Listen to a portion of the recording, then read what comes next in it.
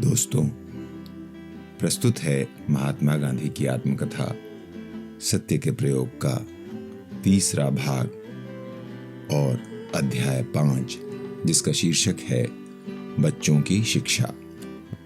इस पुस्तक का हिंदी अनुवाद किया है श्री काशीनाथ त्रिवेदी जी ने। सन 1897 की जनवरी में मैं डरबन उतरा। तब मेरे साथ 3 बालक थे। मेरा भांजा लगभग 10 वर्ष की उम्र का, मेरा बड़ा लड़का 9 वर्ष का और दूसरा लड़का 5 वर्ष का। इन सबको कहाँ पढ़ाया जाए? मैं अपने लड़कों को गोरों के लिए चलने वाले स्कूलों में भेज सकता था, पर वह केवल मेहरबानी और अपवाद रूप होता। दूसरे सब हिंदुस्तानी बालक वहां पढ़ नहीं सकते थे। हिंदुस्तानी बालकों को पढ़ाने के लिए ईसाई मिशन के स्कूल थे, पर उनमें मैं अपने बालकों को भेजने के लिए तैयार न था। वहां दी जाने वाली शिक्षा मुझे पसंद न थी। वहां गुजराती द्वारा शिक्षा मिलती ही कहां से? सारी शिक्षा अंग्रेजी में दी जाती थी, अथवा प्रयत्न किया जाता था तो अशुद्ध तमिल या हिंदी में दी जा सकती थी। पर इन और ऐसी अन्य त्रुटियों को सहना मेरे लिए संभव नहीं था। मैं स्वयं बालकों को पढ़ाने का प्रयत्न करता था, पर वह अत्यंत अनियमित था। अपनी रुचि के अनुकूल गुजराती शिक्षक मैं खोज न सका। मैं परेशान हुआ। मैंने ऐसे अंग्रेजी शिक्षक के लिए विज्ञापन दिया जो बच्चों को मेरी रुचि के अनुरूप शिक्षा दे सके। मैंने सोचा कि इस तरह जो शिक्षक मिलेगा उसके द्वारा थोड़ी नियमित शिक्षा होगी और बाकी मैं स्वयं जैसे बन पड़ेगा दूंगा। एक अंग्रेज महिला को 7 पाउंड के वेतन पर रखकर गाड़ी कुछ आगे बढ़ाई। बच्चों के साथ मैं केवल गुजराती में ही बातचीत करता था। इससे उन्हें थोड़ी गुजराती सीखने को मिल जाती थी। मैं उन्हें देश भेजने को तैयार न था।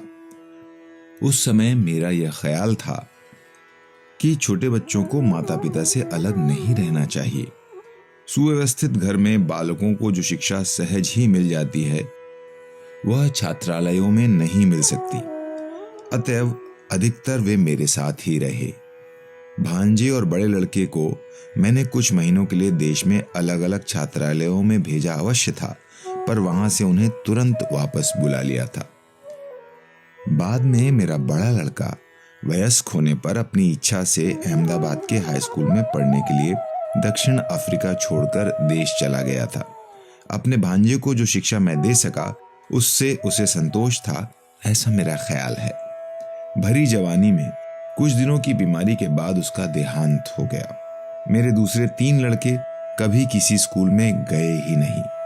दक्षिण अफ्रीका के सत्याग्रह के सिलसिले में मैंने जो विद्यालय खोला था उसमें उन्होंने थोड़ी नियमित पढ़ाई की। मेरे ये प्रयोग अपूर्ण थे। लड़कों को मैं स्वयं जितना समय देना चाहता था उतना दे नहीं सकता था। इस कारण और दूसरी अनिवार्य परिस्थितियों के कारण मैं अपनी इच्छा के अनुसार उन्हें अक्षर ज्ञान नहीं दे सका। इस विषय में मेरे सब लड़कों को न्यूनाधिक मात्रा में मुझसे शिकायत भी रही है, क्योंकि जब वे BA, MA और मैट्रिकुलेट के भी संपर्क में आते तब स्वयं किसी स्कूल में न पढ़ सकने की कमी को अनुभव करते थे।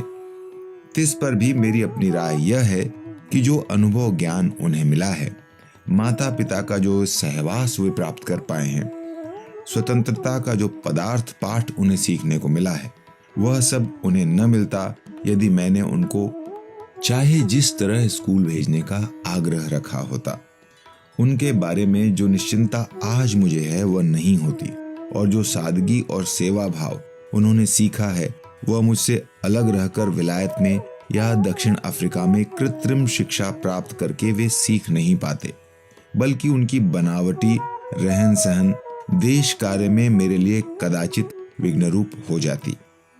अतएव यद्यपि मैं उन्हें जितना चाहता था उतना अक्षर ज्ञान नहीं दे सका, तो भी अपने पिछले वर्षों का विचार करते समय मेरे मन में यह ख्याल नहीं उठता कि उनके प्रति मैंने अपने धर्म का यथाशक्ति पालन नहीं किया है, और न मुझे उसके लिए पश्चाताप होता है। इसके विपरीत अपने बड़े लड़के के बारे में मैं जो दुखद परिणाम देखता हूँ वह मेरे अध कचरे पूर्व काल की प्रतिध्वनि है, ऐसा मुझे सदा ही लगा है। उस समय उसकी उम्र इतनी थी कि जिसे मैंने हर प्रकार से अपना मूर्छा काल, वैभव काल माना है, उसका स्मरण उसे बना रहे। वह क्यों माने कि वह मेरा मूर्छा काल था? वह ऐसा क्यों न माने कि वह मेरा ज्ञान काल था और उसके बाद में हुए परिवर्तन अयोग्य और मोहजन्य थे? वह क्यों न माने कि उस समय मैं संसार के राजमार्ग पर चल रहा था, इस कारण सुरक्षित था, तथा बाद में किए हुए परिवर्तन मेरे सूक्ष्म अभिमान और अज्ञान की निशानी थे। यदि मेरे लड़के बैरिस्टर आदि की पदवी पाते तो क्या बुरा होता? मुझे उनके पंख काट देने का क्या अधिकार था? मैंने उन्हें ऐसी स्थिति में क्यों नहीं रखा कि वे उपाधियां प्राप्त करके मनचाहा जीवन मार्ग पसंद कर सकते? इस तरह की दलीलें मेरे कितने ही मित्रों ने मेरे सम्मुख रखी। मुझे इन दलीलों में कोई तथ्य नहीं दिखाई दिया। मैं अनेक विद्यार्थियों के संपर्क में आया हूँ। दूसरे बालकों पर मैंने दूसरे प्रयोग भी किए हैं अथवा कराने में सहायक हुआ हूँ। उनके परिणाम भी मैंने देखे हैं। वे बालक और मेरे लड़के आज समान अवस्था के हैं। मैं नहीं मानता कि वे मनुष्यता में मेरे लड़कों से आगे बढ़े हुए हैं अथवा उनसे मेरे लड़के कुछ अधिक सीख सकते हैं। फिर भी मेरे प्रयोगों का अंतिम परिणाम तो भविष्य ही बता सकता है। यहाँ इस विषय की चर्चा करने का हेतु तो यह है कि मनुष्य जाति की उत्क्रांति का अध्ययन करने वाले लोग गृह शिक्षा और स्कूली शिक्षा के भेद का और माता पिता द्वारा अपने जीवन में किए हुए परिवर्तनों का उनके बालकों पर जो प्रभाव पड़ता है उसका कुछ अंदाजा लगा सकें। इसके अतिरिक्त उस प्रकरण का एक उद्देश्य यह भी है कि सत्य का पुजारी इस प्रयोग से यह देख सके कि सत्य की आराधना उसे कहां तक ले जाती है और स्वतंत्रता देवी का उपासक देख सके कि वह देवी कैसा बलिदान चाहती है। बालकों को अपने साथ रखते हुए भी यदि मैंने स्वाभिमान का त्याग किया होता, दूसरे बालक जिसे न पा सकें उसकी अपने बालकों के लिए इच्छा न रखने के विचार का पोषण न किया होता, तो मैं अपने बालकों को अक्षर ज्ञान अवश्य दे सकता था। और जहां स्वतंत्रता तथा अक्षर ज्ञान के बीच ही चुनाव करना हो, तो वहां कौन कहेगा कि स्वतंत्रता अक्षर ज्ञान से 1000 गुना अधिक अच्छी नहीं है। सन 1920 में जिन नौजवानों को मैंने स्वतंत्रता घातक स्कूलों और कॉलेजों को छोड़ने के लिए आमंत्रित किया था और जिनसे मैंने कहा था कि स्वतंत्रता के लिए निरक्षर रहकर आम रास्ते पर गिट्टी फोड़ना गुलामी में रहकर अक्षर ज्ञान प्राप्त करने से कहीं अच्छा है, वो अब मेरे कथन के मर्म को कदाचित समझ सकेंगे।